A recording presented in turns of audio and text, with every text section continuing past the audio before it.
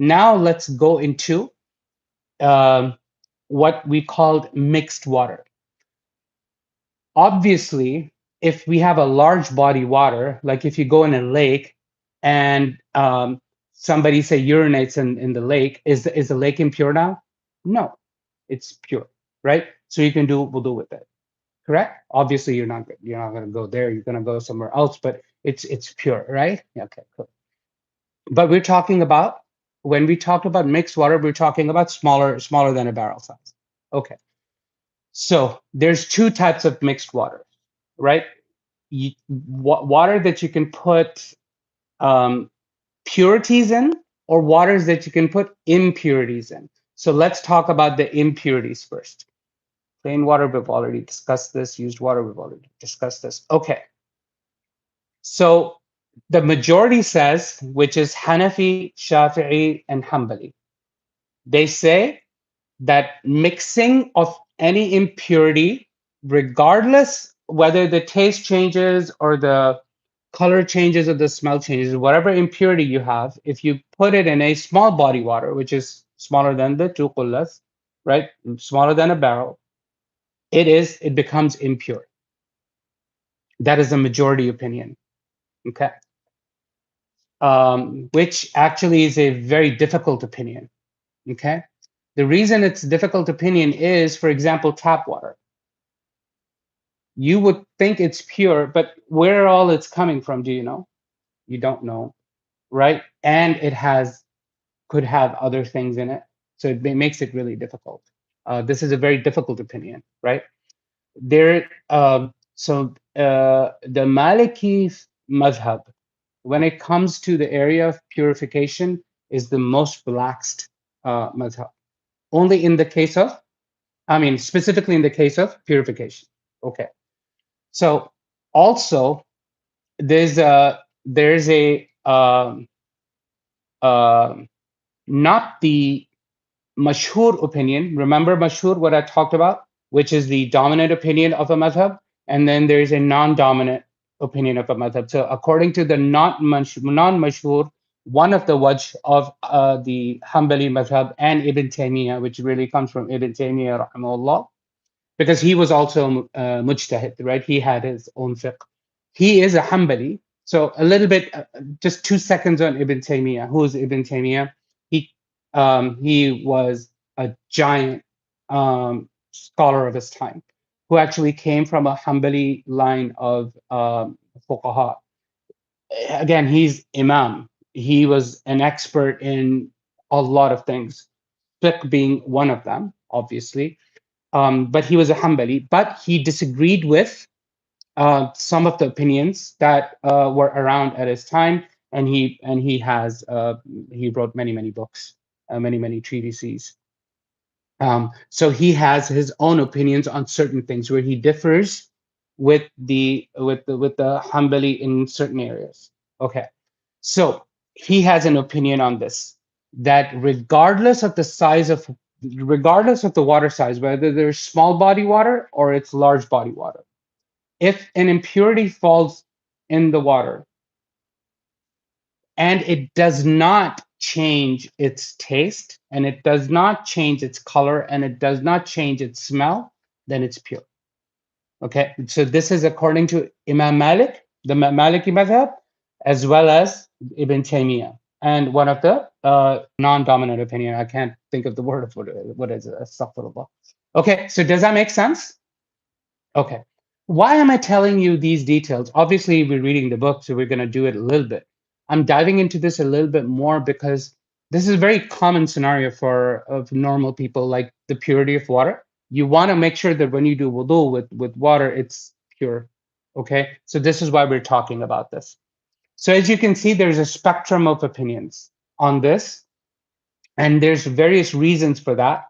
I'm not going to go into the rationale too much, okay? So please don't ask me, because obviously that requires a whole different level of study, and then we'll be here, for a month just on this topic. So, okay. So, and remember, I spoke about Sheikh Hatim Al-Haj. He's one of the top scholars in the U.S. He's part of the Fiqh Council of North America. He's one of the leading scholars of the Fiqh Council of North America.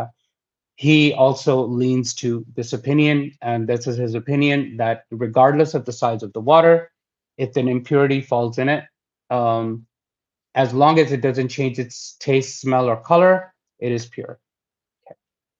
So, for example, if you go to a restaurant and you ask for a soft drink, let me make it real, right? If you ask for a soft drink like Diet Coke, or whatever, or Coke, or whatever, Sprite, if they serve it from the bar area, that bar is pouring alcohol and it's also pouring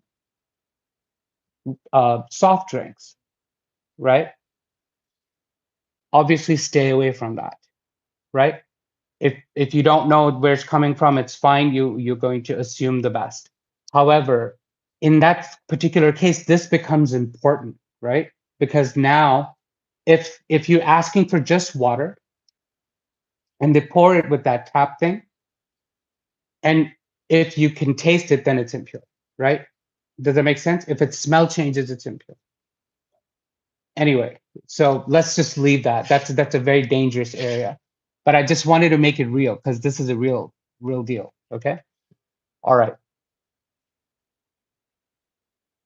Cool with the mixed with impurity. Now let's talk about mixed with purity. So like tea, you like sugar water, like whatever, like Coke, Pepsi, right? Like lemonade, right? That's all pure. Is it purifying? So when you mix something in water and it dominates over the water, and you can't call it water anymore. We talked about that last time. If you call it Coke and if you call it Gatorade, not water, and if you call it orange juice, then it's not purifying. It's pure, but it's not purifying. You can't do wudu with it, right? Okay. Um, we talked about the large body. Um,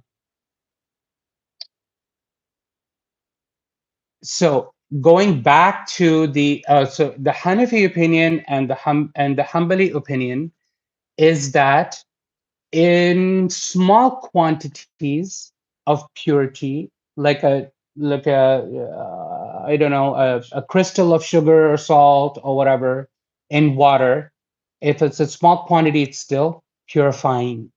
But if it's in larger quantities, it is no longer purifying. Okay, it's pretty obvious. And when it starts to dominate the water, then it's no longer purifying. As long as it's not dominant. So this is great for us. Why? Because when we open up the tap water, there's rust in it, which is pure. Rust is pure, right? It's not impure. It could be rusty water, it could be muddy water, it could be whatever. It's purifying. Okay. This is a huge issue. Doubts about purification. Okay. So let's see what Ibn Qudama rahimahullah said. وإذا شك في طهارة الماء أو غيره أو, أو نجاسة بني بني على اليقين. Okay, so he's saying if you doubt the purity of the water or otherwise, or its impurity, you have to base your assessment of that water based on what you know for sure. Okay, certainty. Okay, we'll spend a little bit of time on this. This is extremely important. So basically what he's saying is, if if the server in the restaurant gave you Diet Coke or Pepsi or whatever, if you have an idea that they didn't serve it from the bar area, whatever, assume that it is pure. Make sense? What does Islam not want us to be? Islam does not want us to be obsessive compulsive. It's a huge problem with a lot of people. So we tend to become overly obsessive compulsive. And that is a huge problem. It actually goes against the Islamic principles. Okay. So what Ibn Qudama is saying here is You have to base your assessment of purity or impurity based on what you know for sure. Regardless of whether the water is impure, if you did wudu with it, not assuming that it's pure, then it is pure for you. Does that make sense? There is a principle, a maxim of fiqh. It is one of the, there are many, many, many, many maxims of fiqh, which go back to five primary maxims of fiqh. One of the primary maxim of fiqh, one of the five is al-yaqinu la yuzalu bishak. Certainty is not removed by doubt. Meaning, if you doubt something, but you're certain about something else, you base your assessment on on whatever is certain. Does that make sense? Let me give you another example. You prayed Asr, right? You did wudu, you prayed Asr. Now it's Maghrib time. You don't know whether you broke your wudu or not. You don't, you're unsure. What are you sure about? That you did wudu, correct? Consider yourself in the state of wudu. When you're younger, these are non-issues. When you're age of Sami, these are not issues. When you're older, your muscles don't work the way they used to, right? It becomes a huge issue for adults, okay? In that case, this is where Islam does not want us to be obsessive compulsive. When you're young, this is not an issue. When you're old, it's a huge issue. Okay, when I say old, I mean 40, right? Right? Who raise your hand? Right? Agreed? Yes. 100%. 100%. Okay, clear? So we don't want to be obsessive compulsive. Clear? Okay. Scenarios of doubt. If the filthy spot on the garment, something dirty, filthy, najis falls on the garment, or otherwise were obscured, he should wash off his garment. So if something drops on you soil your clothes, but something najis, not just food. Okay, food is pure. Okay, food you can pray with a dirty shirt. Yeah. Um, but if something najis falls, so let's say a drop of alcohol falls or whatever falls, urine falls, whatever on your clothes. Okay. But it's as otherwise obscured, he should wash off his garment. What would be sufficient to make him certain that he's washed it off? Okay, not obsessively, just to make it certain that you washed it. Clear? Not obsessively. If pure water, then topic number two. Now he's talking about mixed situation. If pure water was confused with impure water, so you have two buckets of water, say one could be pure, the other is impure, but you don't know which is which. So if pure water is confused with impure water and he didn't find any other water, he should make tayammum or leave both. That's what he's saying. Okay. Then topic three. If the purifying water was confused with pure water, purifying and pure, right? Remember? It's not purifying, but it's just pure. It could be used water, say. That is not purifying, then he should make wudu out of each one of them. Okay, this is okay. Do you see how technical it can get sometimes? And why do they get this technical? What are they trying to do? Are they trying to make us crazy? No, they're actually, ulama are trying to make simplify life for us because they have all of these evidences, right? And they want to make sure that they are closest to the sunnah. Does that make sense? And in their understanding of these evidences, they might diverge. They might say, no, this is closer to the sunnah. The other alim says, no, this is closer to the sunnah. Understand? So that's what they're trying to do. And these are these when you write a book of law, when you read a legal agreement, for example, net like for a contract, to say if I give you this service, then you must pay me back in 30 days, right? These are called minimums. Okay, this is not what you this is not what you base your life upon, is what I'm trying to get at. These are minimums. We should try to do better than the minimums. Does that make sense? These are the minimums. So the books of fiqh talk about the red lines, where you shouldn't go beyond that red line. Is that red line the best line? No, it's not, right? It's higher than that. So you should always do ihsan. Inna Allah ya'muru bil adli wal ihsan. Allah commands you to do justice and ihsan. You have to do better. Okay. So I just want to make sure anytime we read a rule like that, we always think about it from what ulama are trying to do is define and describe the minimums. Okay, the red lines. Okay. So this is the red line. Um, Obviously, if you're in this situation, if you have two buckets or one is pure, one is not purifying, if it's just easy for you to just open up the tap, open up the tap. Don't worry about the buckets, right? Does that make sense? Okay. If the shirt is dirty and you're like I need to clean it, if it's easy for you to just wear another shirt, just wear another shirt. But don't be obsessive about things. It's like I'm gonna wash it. I'm gonna wash it and put it in the washer. Oh, I know washing machine. It just mixes up the filth. I'm not even gonna wash it. I'm gonna hand wash it. I'm gonna use Clorox and I'm gonna use bleach and I'm gonna. Don't do that. That's not Islam. Clear? Okay. Um, a similar situation, here's another scenario that if you have clean and unclean garments, okay, so this is talking about people who don't have many clothes, okay? They don't have much water. They don't have, they maybe have two pairs of clothes to wear, literally. They have the clothes that they're wearing now and the one that they need to wash. That's all they have. So if you have clean and unclean garments, um, and they're not sure which one doesn't have najasa on it, which one does, they should pray in both of them because they're not sure. Because in the unclean garment, their prayer may not be accepted, but they don't know if it's unclean, right? So they're not sure. So they're going to pray twice, one in the clean garment, one in the unclean garment, and they don't know which one is which. Clear? Does that make sense? But I'm not gonna belabor this, but you guys get the idea. So we talked about the two buckets and the two garments. Clear? Yes.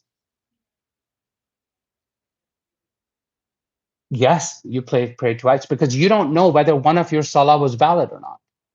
Because you might have prayed in the unclean garment. Does that make sense? I think most of these examples were back in the days, just like you Yeah, mentioned. correct. Right now, if you have situations. It could be Hajj situation too. You're in Hajj. In Hajj Yeah. situation, if you have a clean bucket and dirty bucket and you have a bottle of water, Yeah. just wudu with No, but water. your ihram, you don't know, right? You might your ihram might get dirty.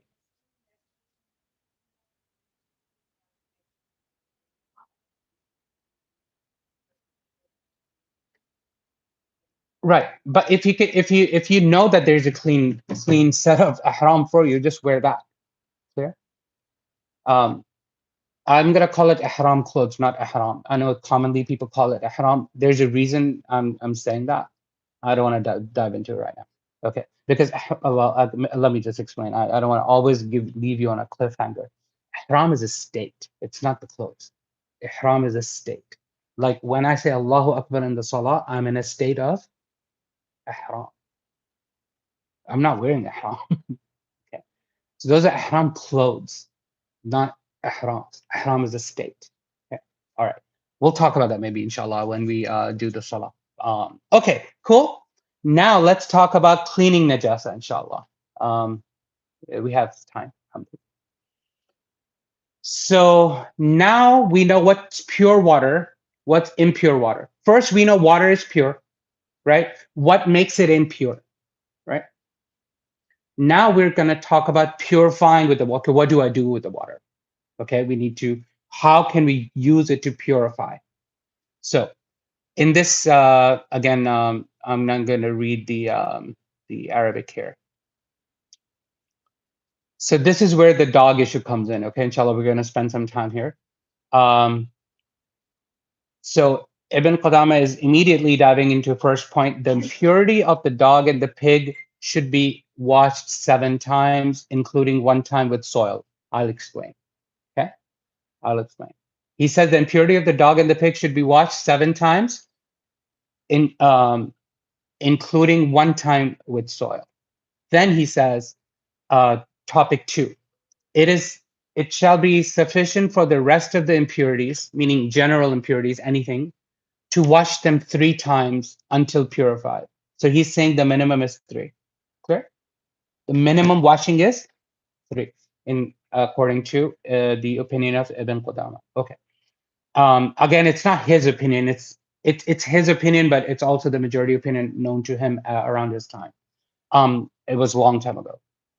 If the impurity on the ground, if the impurity is on the ground, so that's different from a general impurity. General impurity, like something falls on your shirt, something impure falls on the shirt, which is different from something that falls on the ground. Clear? It's not the same. If the impurity is on the ground, then pouring water over it is sufficient, he's saying.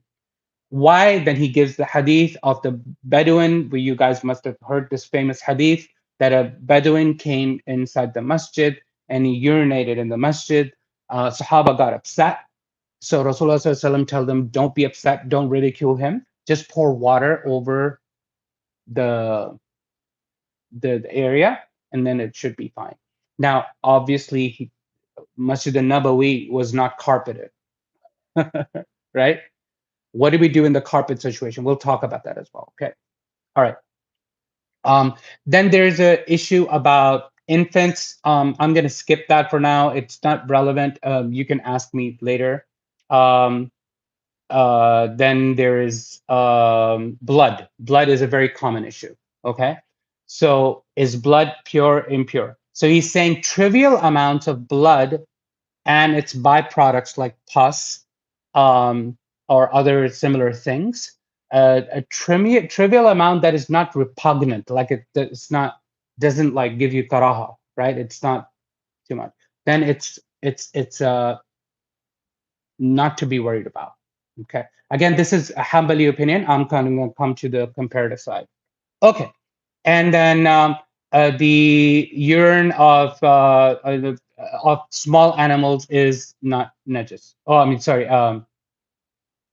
Whose flesh could be eaten is not najis, like cows, right? The people, you make manure out of the cows, right? And the people do that. So that is not najis. Animals that you can eat, animals that you can eat, their feces and urine are considered pure. Understood? Okay. It's a whole different topic. All right. But number one, what is the number one thing? Conditions for all purification. The majority says that for all purification, you cannot use impure water to purify something, obviously. You have to use pure water, not necessarily purifying water. That's for wudu. That's a higher grade water, right? But it needs to be pure water for you to purify something. Clear? Make sense? Ooh, but what about dry cleaning?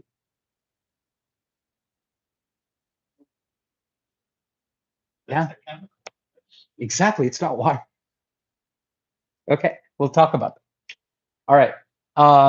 So the majority says must be done with tahir water, tahir, not tahur. Okay, tahir water, pure water. There are exceptions. The exceptions are dirt is pure, right? So you can wash something off with dirt. Like for example, it's a very famous hadith. Again, this is going to classical opinions. So I'm going to give you the classical example. Um, the women used to wear really long thobes in the old days, so much so that their thobes are going to drag on the ground. Make sense? It's going to collect all kind of dirt, right? As you walk. That itself is cleaning because dirt is clean. So dirt cleans your, even if they pass over some najasa, if they continue to walk, it's considered pure. It's considered clean. It's not considered dirty. Same thing, for example, with shoes. When we walk with shoes, right, on dirt, if we step in najasa, but we continue to walk and clean our shoe with with dirt and we make sure it's clean. Yeah, it's clean. It's clean. Understood? Don't go and start washing again. It goes into the obsession area. You can, it's fine, but don't be crazy about it, right? Go throw your shoes in the washing machine. Don't do that. Okay. So that there are certain exceptions. Okay. But now there's a problem with the dry cleaning situation. What do we do? Okay. So the Hanafis and Ibn Taymiyyah both say, no, no, no. You don't have to just use water to purify something. You can use whatever is pure, like dirt. Whatever is tahir, you can use to clean something. And they have their own evidences, which is a very strong evidence, which, for example, dry cleaning, we already said chemicals are pure, right? So dry cleaning, your clothes, they're pure, so it will purify according to this opinion. Does that make sense? For example, there's a silk dress, right? For women. You can't wash it in the washing machine. I don't think I don't own silk. So is that true? Yes. You can't wash it in the washing machine. What do you have to dry clean it, right? Then what do you do? So according to Hanafis and Ibn Taymiyyah, it is completely fine to use to dry clean, and you don't have to use water. Dry cleaning is not water, not water, zero water. Just so that you guys know, whatever, it's not water, but it is pure because it's chemical. Clear? Any questions on this? So if you want to follow the majority says you have to use water. Otherwise, the Hanafis and when I say majority, Maliki, Shafi'i, and Hanbali, water, pure water. Hanafi and Ibn Taymiyyah, they say it's okay as long as anything is pure. Yes. Yeah, that's a very difficult. I don't have a good answer for that right now. Again, I'm not a faqih, right? Yes, yeah. If you're gonna walk on dirt, you can take it from me easy. It's clean.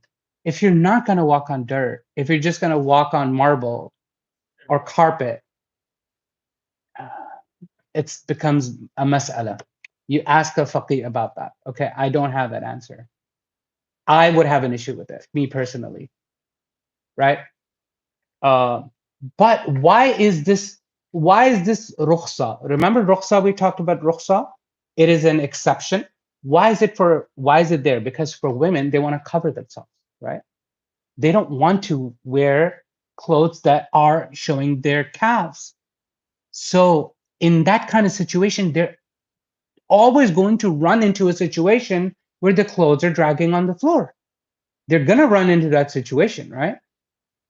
So do we make the life of women difficult as a result, that they have to go and just always walk like this with their skirt lifted? No, right?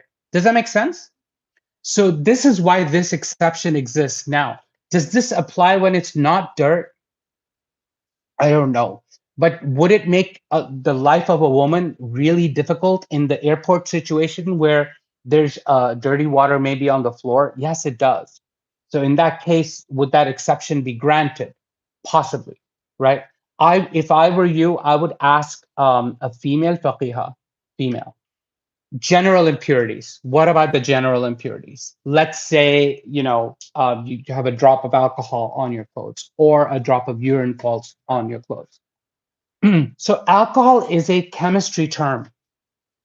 Okay, wasn't a chemistry term earlier. It was just used for a non-chemistry, just drinking, right, getting drunk.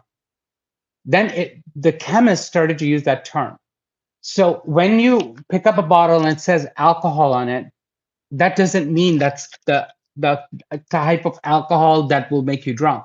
That might be the type of alcohol that will kill you because it's poison. It's not that other alcohol. If you're a chemist, there are many types of alcohol. Only one of them are the one that make you drunk. You can have alcohol in, for example, perfume or cologne. You can have alcohol in the rubbing alcohol, like he's talking about mouthwash. Those are not the alcohol, this alcohol. Okay. right? You can use the alcohol wipes that will wipe your glasses. That is not the intoxicating alcohol. It's a different type of alcohol. It's chemically completely different from the other. Completely. It's not going to make you drunk. It's poison if you ingest it. Does that make sense? So that's not najis. That is not najis. Not najis. Not najis. The only alcohol that makes you drunk, intoxicated, is najis. Thank you. Barakallah. Fik. Yes. Perfume with alcohol, I think. What? Which one? Perfume with alcohol. I don't know what that. Perfume. Perfume. Yeah, because it's not the type you would drink to get drunk. In some medicine they use the alcohol. So it's No, that's real. That's the drunk type of alcohol because it's ingestible. Like NyQuil. NyQuil has alcohol in it. But it has alcohol in it. Some candies have alcohol in it. Those that's kind of, yeah. No. I don't know, I guess. No. If it has alcohol in it, that kind of alcohol. And you can ask the pharmacist, what kind of alcohol is this? Right? You can ask them and they'll be able to tell you. There's a reason they put alcohol in it because it makes you intoxicated so you go to sleep. That's why they put alcohol in there. It's not for medicinal purposes, it's just to calm you down. Oh, it's for sleep. Yes. Yes. Yes. It's for sleeping. They could they not come alcohol, right? Yeah, well, if that type of alcohol is legal, so we get drunk on NyQuil. I mean, you can get drunk on it, but there's a rule about intoxicants. Again, it's based on a hadith, and there's other evidences as well. Anything that will intoxicate you in larger quantities is forbidden even in small quantities. You can't ingest mouthwash. You will get sick and die. You can't drink it. And it's not that kind of alcohol that they put in there. Yeah, but I would just stay away from it. Just get they have non-alcoholic mouthwash too, because you don't know. But you know, you can there's a number behind the label, right? You can always call that number. Yeah. Yeah, it's you can't ingest that. But since it's impure, even putting in the mouth is not allowed. Does that make sense? We'll talk about that too. You know that word wara? Muru'a? Do you know what that means? Who doesn't know what that means? Okay. Remember the hadith that we started with pretty much? Al-halalu bayyin wal-haramu bayyin wa baynahuma. Haram is clear and halal is clear, but beach in the middle there's a gray area. Stay away from the gray area. That's called wara. Wara means it's best to avoid something that you're not sure about. Don't dive deep into it. Does that make sense? As long as it doesn't take you to a level of obsession. All right, going back to our topic, general impurities. So cleaning impurities. How do you clean impurity? Remember what Ibn Qudama said? You have to clean it 3 times with water. Not on the ground, but just on you, on your clothes or something. By the way, having impurity on you does not break your wudu. Remember, we talked about that? If you have wudu and you change a baby's diaper, you didn't break your wudu. Right? Everybody understands and remembers that, right? But you have to clean it before you pray. That's the kind of cleaning we're talking about. Make sense? Okay. So according to, again, you have to now connect this dot from the previous condition. Remember, do you have to use water or can you use dirt to clean or anything pure? So it depends upon which opinion you would follow. I'm not going to tell you which opinion to follow. Okay. I'm just telling you these are the 2 opinions. Now, in that case, whatever pure substance is, whether it's pure water or dirt or something, you're cleaning something with. For example, if you, anyway, we're gonna take a long time. So the majority opinion says cleaning 1 time effectively is good enough. What did Ibn Qudama says? 3 times minimum, right? What does majority says? Hanafi, Maliki, Shafi'i, and a lower grade Hanbali opinion is you only have to clean it 1 time. But remember, according to the Hanbali opinion, there's another lower grade opinion that 3 times is minimum, which is Ibn Qudama's opinion, right? Clear? Then there's another dominant Hanbali opinion, not 3 times, 7 times is a minimum. Okay, just so that you're aware. But Alhamdulillah Rabbil Alameen, we have the majority opinion, which is 1 time. An effective cleaning of 1 time is sufficient. If you have poo on your hand, you're not going to just put it in the water and just be done with it. No, you have to effectively clean it. Does that make sense? Okay. So that is what the difference between just cleaning an effective wash versus an ineffective wash. Make sense? Okay. All right. Trivial amounts of impurity. So the Hanafi and a lower grade Ahmad and Ibn Taymiyyah opinion is, and this Ibn Taymiyyah should be capital T. So trivial amounts of anything is not najis. Like your clothes, you can pray in it. Trivial amounts of. So this is a Hanafi opinion and a Ibn Taymiyyah. And unfortunately, nowadays the Hanafis are the ones who are more obsessive about even a single drop. I don't know why. I don't know where that comes from. It's a Hanafi opinion that the impurity has to be, if it's smaller than a dirham, like a coin size, if the impurity is smaller than for example, blood, I believe is impure in Hanafi fiqh. So if the blood is smaller than a coin, it is not, it is acceptable. Does that make sense? Get vaccination and you put Band-Aid and it there's a little bit. Yeah, there's a little bit of blood. You didn't, that's not najis. Okay. This is the Hanafi, a lowercase a Hanbali and Ibn Taymiyyah. Trivial amount of anything less than a dirham is not impure. Okay, this applies to all trivial amounts of impurities. And if you cannot see the impurity, you cannot visually see the impurity, you ignore it.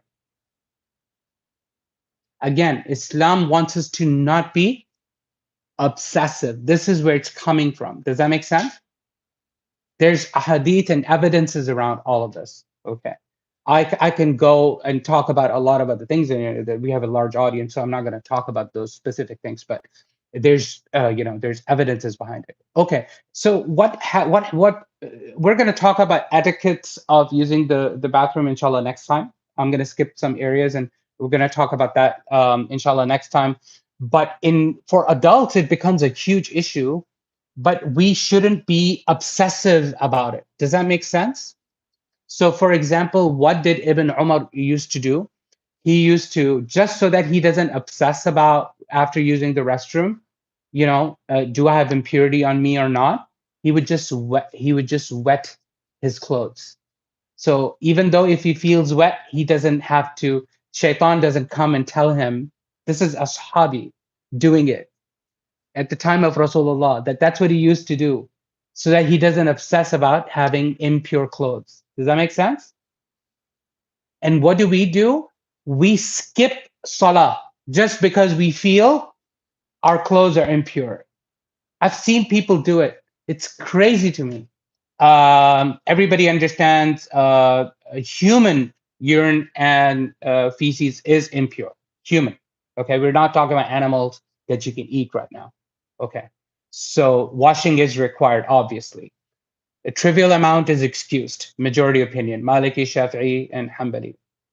Infant special case, I'm just going to skip that. That's not going to help. Talk to me separately about the male issue.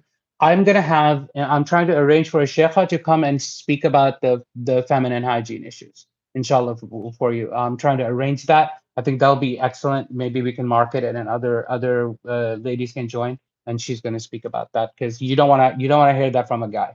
You do not want to hear that from a guy. Also, Sheikha Tamra, Just watch her. She has brilliant videos on all of that stuff. Blood and pus. Majority says blood is impure. Clear? Majority says blood is impure. Um, Lowercase a Hanbali opinion, human blood is pure except for menstrual blood. But the dominant Hanbali opinion and Shafi'i opinion is it is impure, but trivial amount that is not repugnant. So Hanafi says coin size, right? I just want you to highlight the subtlety here. It's almost the same thing, but kind of not. Hanbali and Shafi'i, they say anything that is not repugnant, that doesn't give you karaha, is okay. What size is that? That's subjective, right? That's subjective. There's gray areas in fiqh, okay? It's not all black and white, all right? You're not going to have an answer to every single question.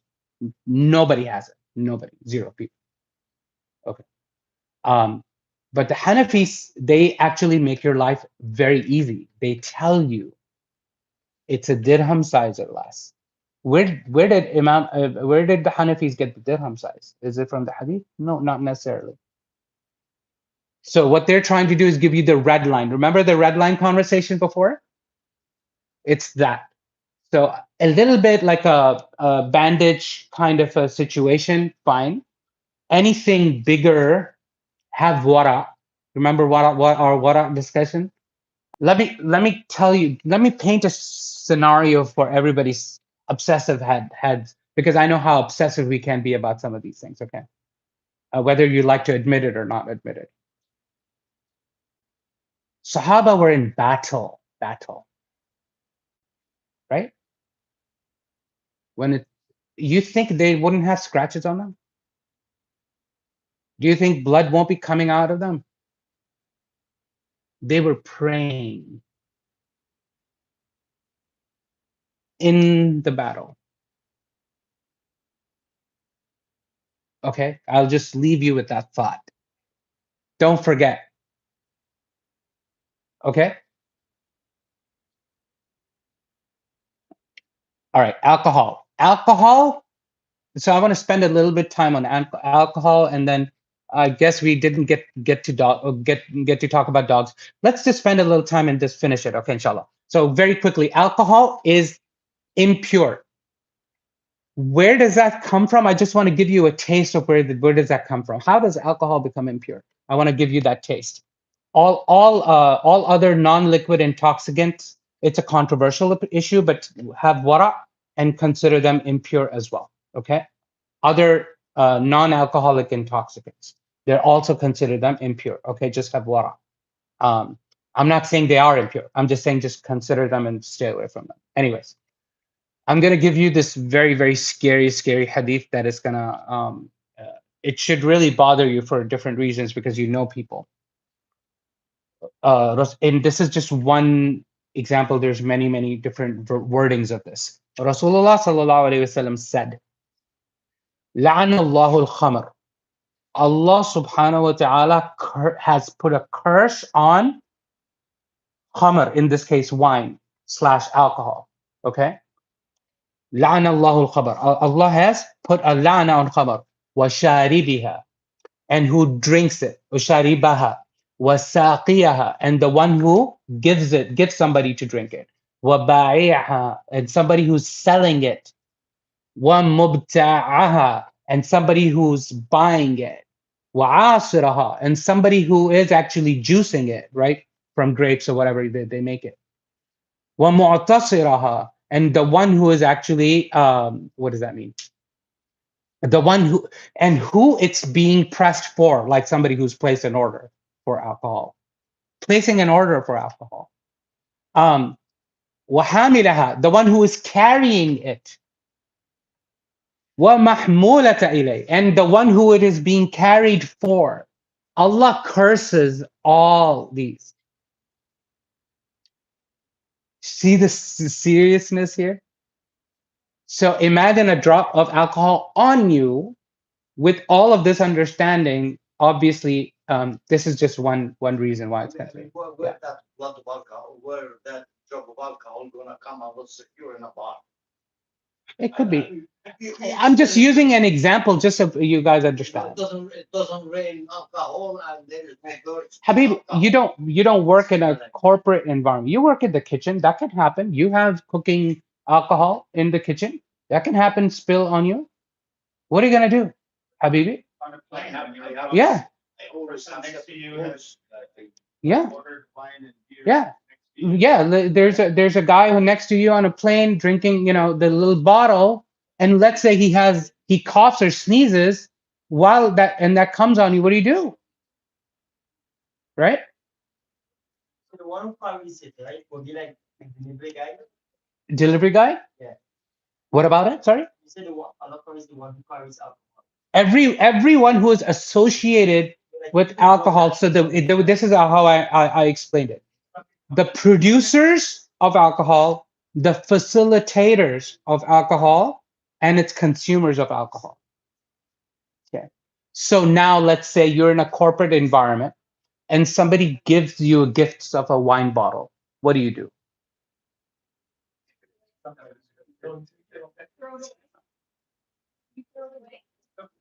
Can you give it to a non-Muslim?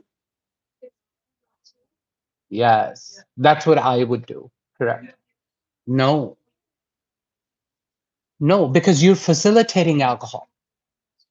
Does that make sense? No, you break the bottle and you put it down the toilet. Your job is to forgive them. Like one time I gave the token for the alcohol. I give my other weekend people. So Haram, habibi. I'm just kidding. No, you're facilitating alcohol. So you get a box of chocolates which has rum in it. What do? Yes. And it's a waste. They spent, somebody gave you a gift and it was a nice gift. Yes. Sorry.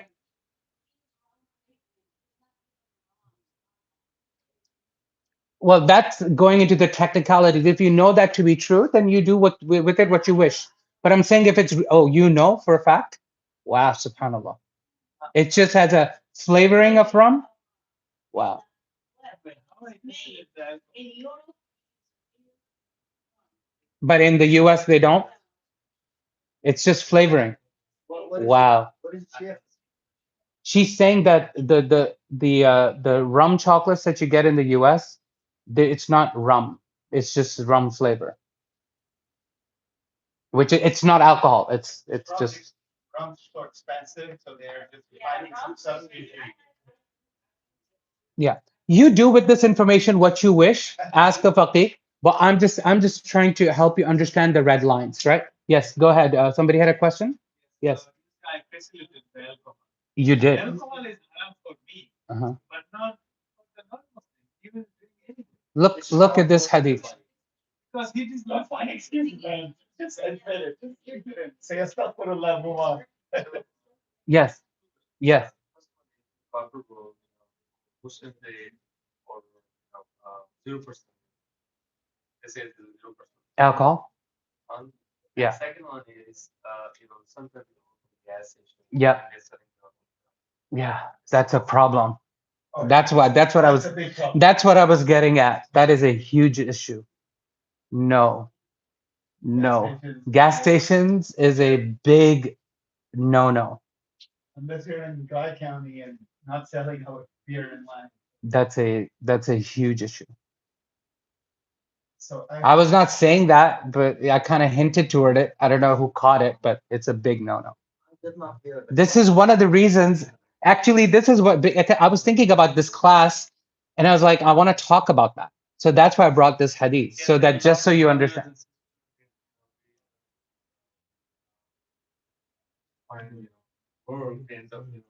Of course. But he finds the excuses. I know so many. Again, don't ask me. Ask the faqih. Again, I'm just telling you. I'd be surprised if a faqih would say that's okay. Okay, let's go. Also, transformation of liquids between forms. Vinegar is halal. How is vinegar formed, by the way? During the winemaking process. From alcohol fermenting all the way to vinegar.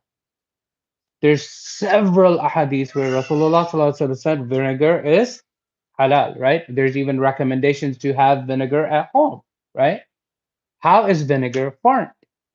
From alcohol. That's how vinegar is formed. Okay, what do we learn from this? We learn that something that transforms in a natural process to something else chemically. So there's alcohol and there's vinegar. Chemically, they're two different things. They transform. Okay. So we learned that natural transformation is okay. What if you chemically transform them, like unnaturally, like you have a system that transforms alcohol to vinegar? Is that halal? No, not according to the fuqaha. An artificial process to transform something, it is not okay. Okay, it has to be the natural process. I'm just telling you what they said. All right. So, and this is only for vinegar. Okay.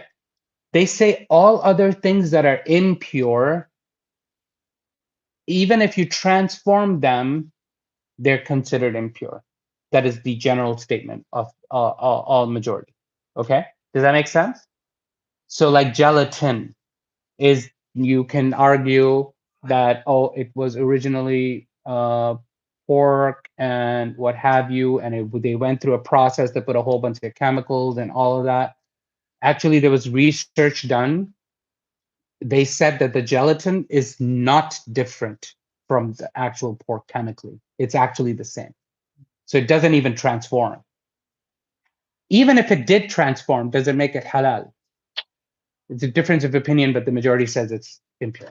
That makes sense? So what do astronauts do? How do they drink water? I don't know. Okay. Don't ask me all those questions. Okay. Ask astronaut. Man, we didn't get to dogs. We need to talk about that? Okay. All right. Let me just spend very quickly. Okay. First of all, where does all this come from? So I brought these a few hadith, and then once you understand these hadiths, then you kind of will be able to relate to the rest of this, inshallah. Okay, this is in Bukhari. من أمسك كلبا فإنه ينقص كل يوم من عمله قراط إلا كلب حث أو ماشية. Basically, Rasulullah sallallahu alaihi wasallam said, if you have a pet dog, if you have a dog that you own for no other reason other than a pet dog, you, and this is in Bukhari, so it's authentic, your rewards will decrease by the amount of a qirat. Basically, a large amount of your reward is going to decrease every single day. Okay, this is hadith number 1. Okay. 2, and then it was added, except if it's a dog that's used for a particular purpose. We'll talk about that. Okay, that's number 1. Number 2, angels do not enter a house where a dog is. So where did the fuqaha get this from? Well, one time, Rasulullah Jibreel alayhi salam did not visit Rasulullah sallallahu alaihi wasallam, and Rasulullah asked him next time why. So he says, "Inna la nadkhul baytan fihi suratun wala kalb." We do not enter houses that have statues, photos, not photos. Okay, that's a different discussion. Not photos. Okay, not photographs. It's fine. Okay, photos of idols and surah. Drawing. Why are you looking at translation? Don't look at translation. You don't know Arabic. Okay, surah. Think at the time Rasulullah SAW said this. Anyway, we're not talking about photos right now. We're getting distracted. Jamil Bhai is just distracting me. Or a dog. Okay. So Jibreel alayhi salam says we don't enter where dogs are present. What does that mean? Are dogs just bad? No. Okay. And then a third hadith, and then I'm going to give you some ideas. Okay. No, I'm going to cover that later. Okay. Another authentic hadith in Bukhari.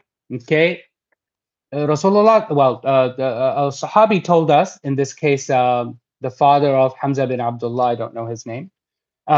He says the dogs used to go in and out of Masjid al-Nabawi. Masjid al-Nabawi, not Medina. Dogs used to come in and out of Masjid al-Nabawi, and they would urinate, and we would just sprinkle water over. Remember the rule about the cleaning on the ground? Okay. All right. There's a hadith that specifically talk about the saliva of a dog. So if a dog eats from a utensil, if dog licks a utensil, Rasulullah sallallahu alaihi wasallam said that that utensil needs to be washed 7 times and 1 time with dirt / soap. Soap, as in that's the fuqaha said, soap is a substitute for dirt. Okay. All right. Does that mean dog overall is najis? No. That makes sense? Okay. So, dry part of the dog, if the dog just brushes against you, do you have to go and now change your clothes? No. Nobody says that. None of the 4 schools of fiqh say that. Okay? Dry part of the dog is okay. We're only talking about, the hadith is specifically about saliva of the dog. Okay. Of course, now fuqaha then derive the sweat, the saliva, urine, and fecal matter. Now there's all kinds of conflicting opinions. Okay. So Shafi'i and Hanbali, saliva, sweat, urine, feces of the dog is impure. You have to wash it 7 times and 1 time with soil. Okay. Hanafi and Ibn Taymiyyah, only the saliva of the dog is impure. Sweat is okay. I have a table for you that I created for this, so you're not confused, inshallah. I just want to talk about all of this. So clean the saliva once effectively as an obligation. 3 times is recommended. They don't say 4 times. Okay? I mean 7 times rather. Maliki, remember Malikis are the most relaxed in terms of purity. He says, according to the Maliki opinion, dogs and all living animals are pure. And there's a reason for that too, which I don't want to get into right now. However, they honor the hadith. Do they just ignore the hadith of Rasulullah sallallahu alaihi wasallam? No. They say, they don't make it fard. They say it is recommended to wash the utensil 7 times. Other than that, it's a recommendation, not an obligation. Does that make sense? It's not fard, it's sunnah to wash, because they consider all animals to be pure. Malikis. Okay. Lots of discussion on this topic, right? I'm just boiling it down for you. Again, Shafi'i and Hanbali, not just the sweat, but the saliva. Oh, let me show you the table I created. Yeah, right here. Maliki, all wetness is pure. 3 times washing is recommended. You guys follow me? That's what the R means, recommended. Okay. Hanafi, dog's saliva only is impure. Washing is 1 time is obligation, 3 times is recommended. Are you guys following me? Is it confusing? Okay. You wouldn't see this anywhere. This is especially for Masjid al-Quba students. Okay. Ibn Taymiyyah, yes, saliva only is impure. 7 times is recommended. Recommended, not an obligation. Shafi'i, impure. All wetness is impure. Urine, feces, saliva, sweat. So even if a dog brushes against you, according to Shafi'i and Hanbali, they would recommend you to wash it 7 times. Majority Hanafi, Maliki, Shafi'i, they say pigs are not like dogs, but pig impurity is like any other impurity. It's any other impurity. The pigs are just impure. So It's you don't have to wash it 7 times. This is Hanafi, Maliki, Shafi'i. Maliki says, obviously, what do you think Malikis are gonna say? Pigs are pure because they're animals. Okay. Um, Hanbali says pigs should be treated like dogs. Again, it should be. Okay. All other animals, just very quickly, animals that are bigger than a cat are not are impure except for the ones you can eat, right? Anything cat size or smaller are pure. If a rat falls in oil but doesn't die, that oil is pure. Now, obviously, you don't if you don't feel like using that oil, don't use it. But I'm saying it doesn't make it impure. It right? Does it make sense? But if the animal dies, then it's impure. Why? Because all dead animals, except also all not human beings, fish, that is pure. Obviously, fish, you can't do halal fish, right? There's no such thing. Okay. Locusts, special case locusts. Arabs at that time used to eat locusts. They still do in some of the Bedous. Samir can tell you. He's probably seen them. Wallahi? Okay. Bloodless animals, yeah, yani insects, etc. They're okay. You want me to end? Yeah. Okay, I'm almost done. Okay. Treatment of animals, I was going to talk about that. I'm not going to get to talk about it. Okay. I didn't talk about the pet part yet. Have I? Okay. Now, dog ownership. Quran, you can have hunting dogs. Hunting dogs that can actually hunt game for you. Understand? There's special cases there, but in general, hunting dogs are allowed. Well, if hunting dogs are allowed, somebody needs to train the hunting dog, the trainer. Is it halal to have a dog trainer have dogs? Yes, absolutely. Okay.